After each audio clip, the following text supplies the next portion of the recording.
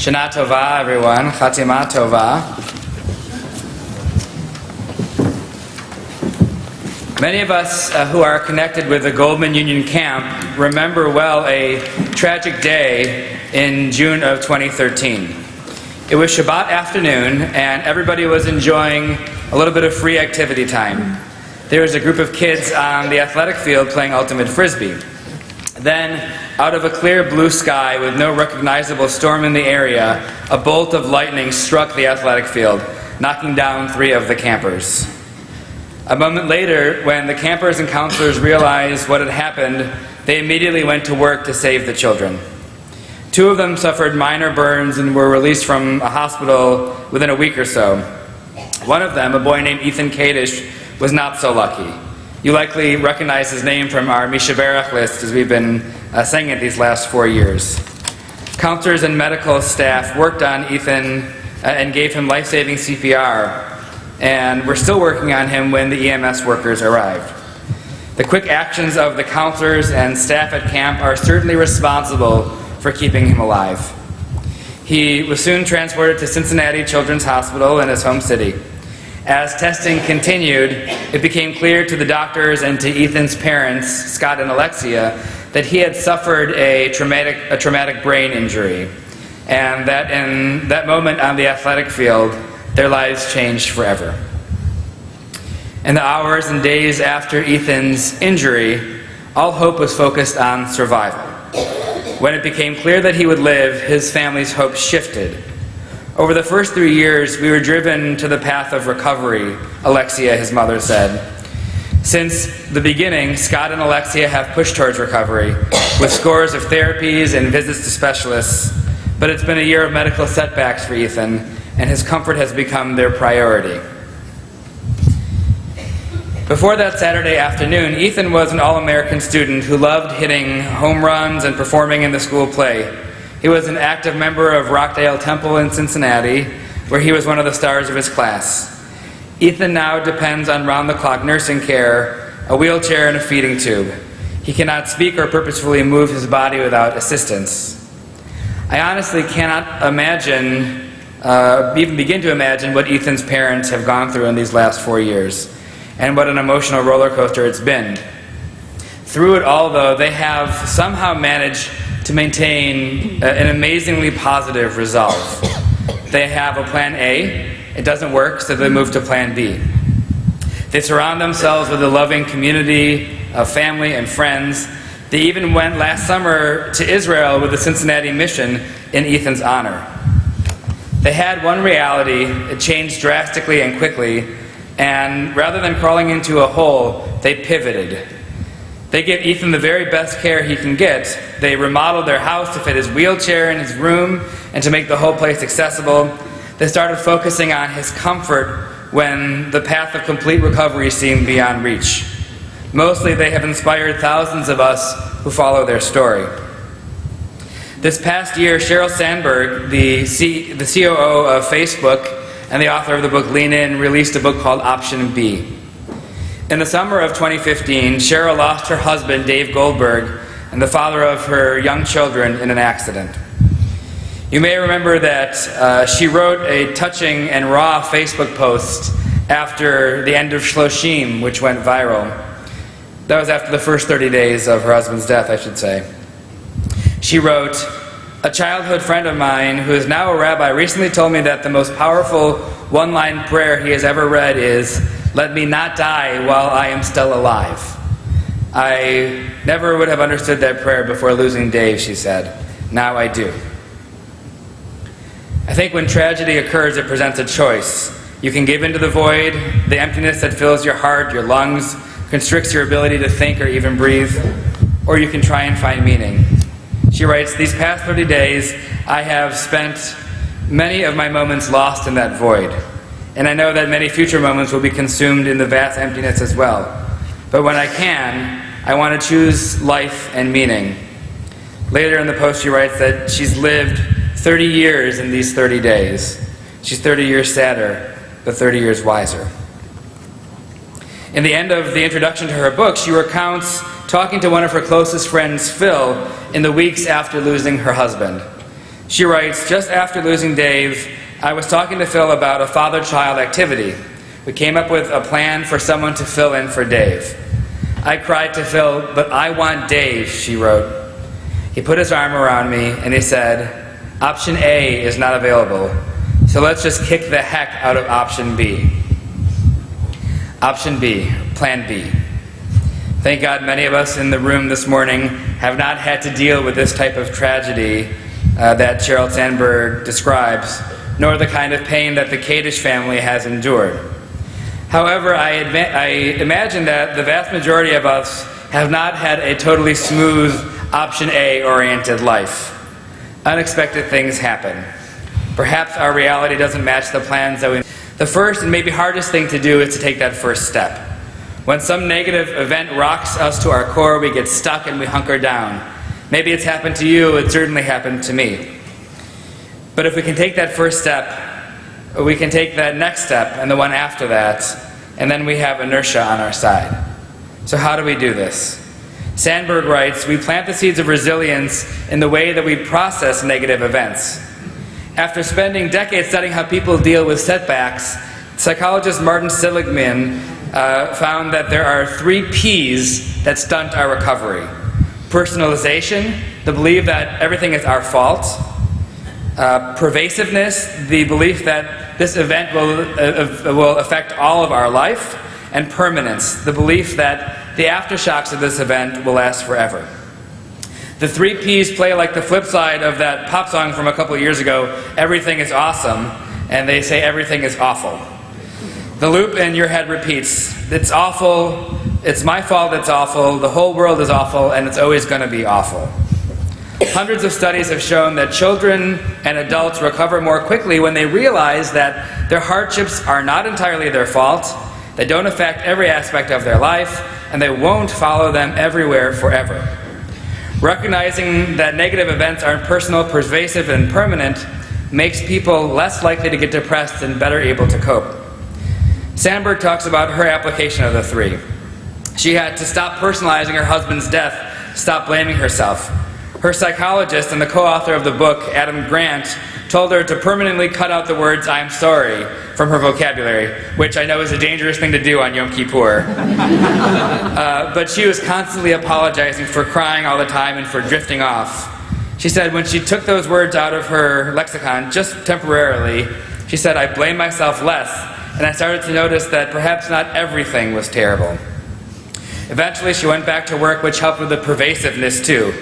Even though she was constantly thinking about her husband, she noticed that throughout the day that there would be a handful of moments where she could concentrate on her job and distract herself.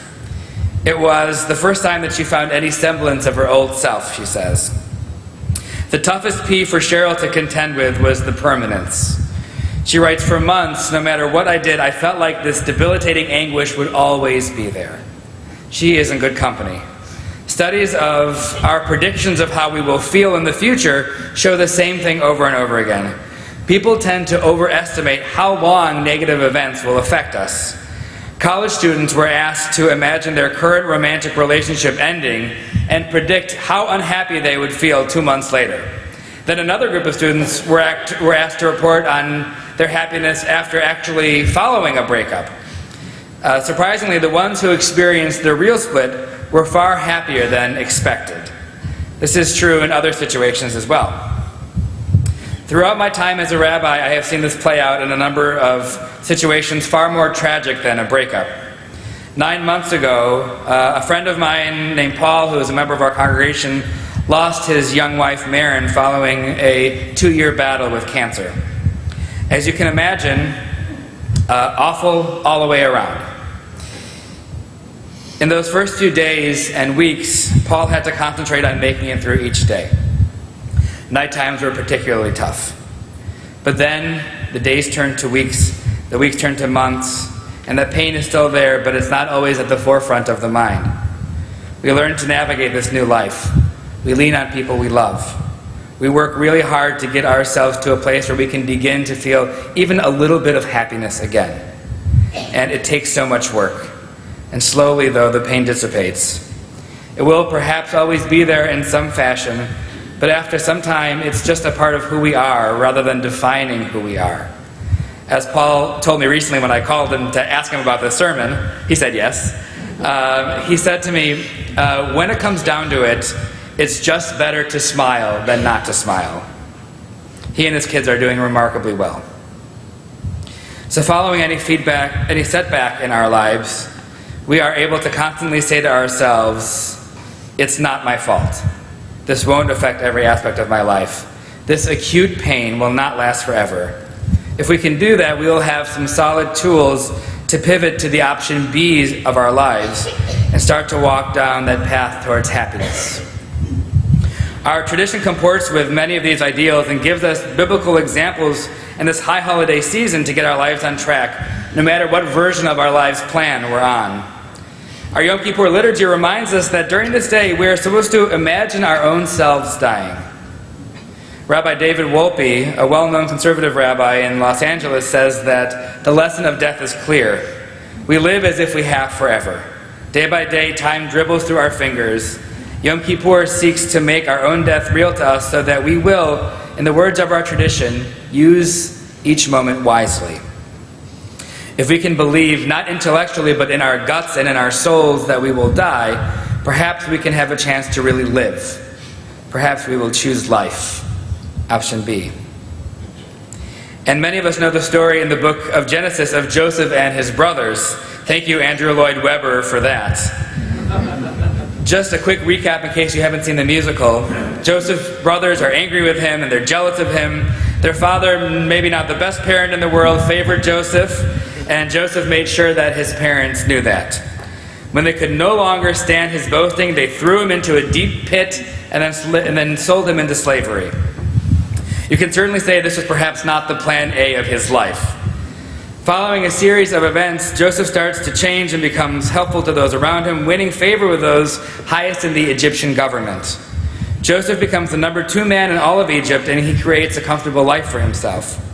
Many years later, when there's a famine in the land of Israel, Joseph's brothers come down to Egypt and, without recognizing Joseph, ask him for food for their family.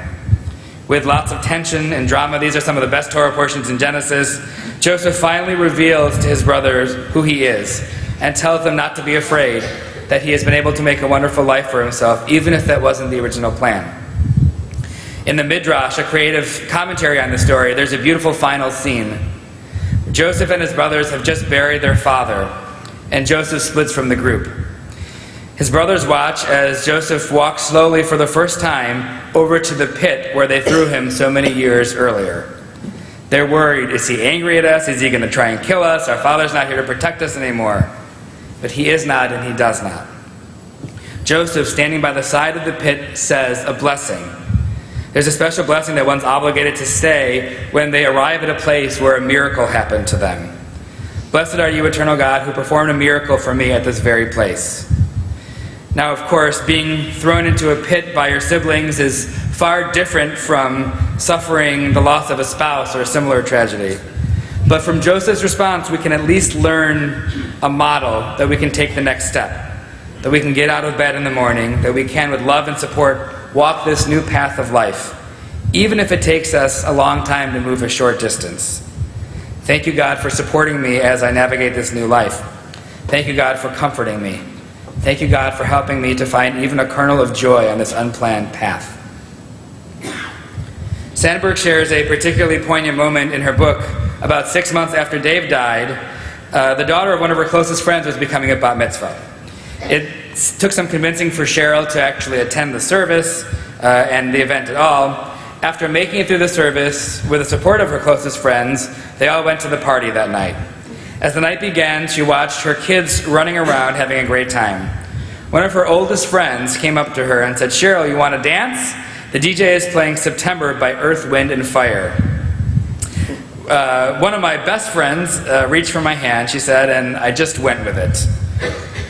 He led me to the dance floor, and just like we were in high school again, we let go and we were dancing and singing and going crazy on the dance floor. And then I burst into tears, she said. Later, a friend asked Cheryl what was wrong. She said, "I assumed it was the missing Dave, except for I know exactly how that feels, and somehow this moment felt different than that." It dawned on me, she said. Dancing to an upbeat song from childhood has taken me to a place where I wasn't filled with loneliness and longing. I was just feeling okay. I actually felt happy. And that happiness was immediately followed by a flood of guilt. How could I be happy when Dave is gone? Survivor guilt is the thief of joy, yet another secondary loss from death. So how can we ever find joy again after a traumatic event? How can we find happiness in this new version of our lives? First, we have to acknowledge that it's okay to be happy, that we have the right to be happy, and it's okay to suffer a little bit of survivor's guilt, but we can move on. We can at least have a little bit of happiness in our lives. First, we can take back parts of our prior life and reclaim them for our new life. We have a congregant who's here at TBS, or who was here at TBS, who gave up watching Ohio State football after his father died because there were too many memories associated with it. Being married to a Michigan fan, my first reaction to the man was, "That's a great idea." But when I came to my senses, I encouraged him a number of months later to take back the OSU football games. Cheer for the Buckeyes in honor of your dad. He told me later that after some time, he and his kids started going back to games, and during the games, they would share memories of their dad and their grandfather during that time. Next, we can look for joy in helping other people. When we reach out to someone in need, when we call a friend who is hurting, when we take a meal to somebody who's sick, when we open our arms to anyone else, we are reminded of our own worth, of our own value. When we can rejoice in helping someone in need, we will have started the healing process. These can be small moments, as quick as a phone call or a text. Even a little bit makes a difference. Finally, the best way that we can begin to find joy and happiness is to focus on gratitude. Last Yom Kippur, I spoke about a Jewish scholar named Benjy, who asks, who is rich? He teaches us who is rich, the one who is happy with what he has, the one who is sameach bechalko, happy with his portion of the world. The rich person isn't rich because of the amount of stuff he has. The rich person is the one who can find happiness even if the cards are stacked against him, even if life didn't turn out the way planned, even if he has faced unimaginable tragedy. As you remember, Benjy taught that we're supposed to say 100 blessings a day to awaken our hearts to the world around us. We're supposed to be thankful 100 times each day. Think for a moment, if we open up our hearts 100 times each day, how different would our lives be? Perhaps we'd spend less time complaining about the line at Starbucks and more time appreciating our pumpkin spice lattes and the other wonderful things that life has to offer. I know this is a high ideal. For those in pain for one reason or another, those blessings may not be easy to identify. So let's try 3. Perhaps this can be one of our New Year's resolutions for 5778. Before you go to sleep each night, consider taking a moment to write down 3 moments of joy from the previous day. Keep them in a notebook or on your phone or somewhere. Sheryl Sandberg reminds us to do this. She says, doing this makes me take note of the flashes of joy in my life. When something positive happens, I think, ooh, this will make the notebook. It's a habit that brightens the entire day. 3 things. As we observe Yom Kippur today, we are painfully aware that we don't know how much time any of us has left on this earth. We make plans, we envision our lives a certain way, and then some cataclysmic event happens and we're left to pick up the pieces. What will our reaction be? While I don't know them, it seems that Alexia and Scott Kadish have found joy in option B, in embracing their community and their values and their children, and offering Ethan the best care available.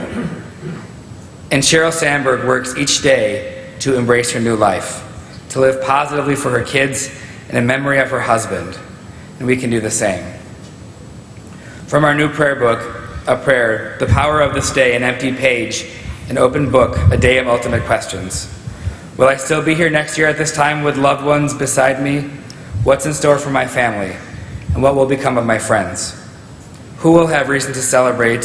Who will contend with grief? New love, new babies, marriages deepening or breaking apart, prosperity, struggle, reversals of fortune, illness and health all await us. Who will be missing when we gather next? Who will stand apart? Who will be estranged? And who will have joined us? On the edge of the unknown we tremble. What lies ahead for us all? An empty page, an open book. Nothing is written and nothing is sealed. Flesh and blood, frail creatures, our lives are fleeting and subject to change. Yet this we possess, the strength to persist, to prevail, to comfort one another in the dark. Prayer, right action, and a turning towards the good, these give us hope and direct us on all our life's paths, planned or unplanned. May we find strength in one another, in whichever direction life leads us.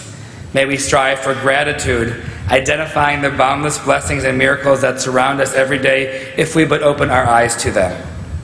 And may we, on this Yom HaKippurim, this day of introspection and reflection, look into our souls, put our arms around one another, and embrace the path ahead.